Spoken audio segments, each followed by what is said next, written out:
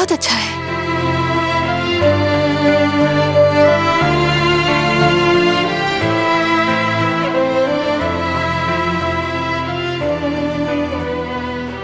बारान,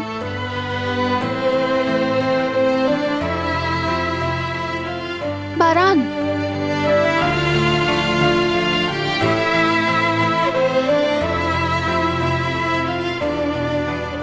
good morning. अब उठ भी जाइए बारान का रवि, हमें जॉगिंग पे जाना है। मैं थोड़ी देर और सोना चाहता हूँ। नखरे तो मत करो ना, आज छुट्टी का दिन है। ऐसा मौका कभी कभी मिलता है, उठ जाओ।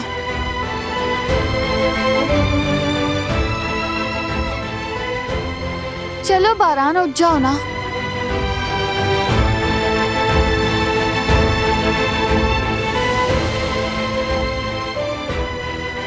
तो ये बात है, अब देखो मैं क्या करती हूँ।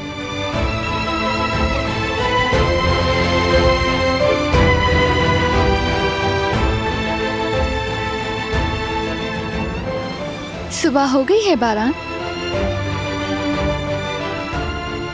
चलो उठो। उठ भी जाओ, जिद मत करो। चलो ना बारान, उठ जाओ। आई, दिलान, तुम ठीक हो? ठीक हूँ। कितने नखरे करते हो तुम। कह रही हूँ कि जॉगिंग पे जाना है और तुम तो उठ ही नहीं रहे। अच्छा ठीक है, चलो चलते हैं।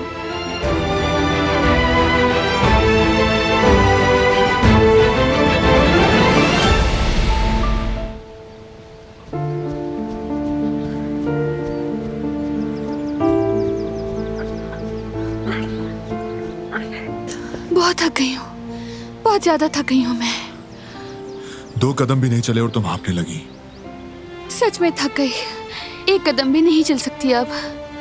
ठीक है, अब वापस चलते हैं। अम्मी है।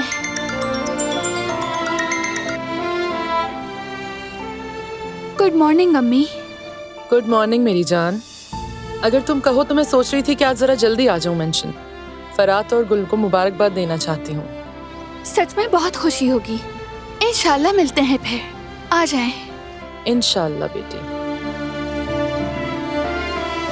अम्मी जल्दी आएंगी, तुमसे पूछे बगैर हाँ कर दिया, बुरा मत मानना तुम। नहीं, तुमने बिल्कुल ठीक किया। शुक्रिया, ये तो बहुत अच्छा हुआ। मैं कब से चाहती थी कि अम्मी के साथ वक्त गुजारूं। मैं जाकर तैयार होती हूँ।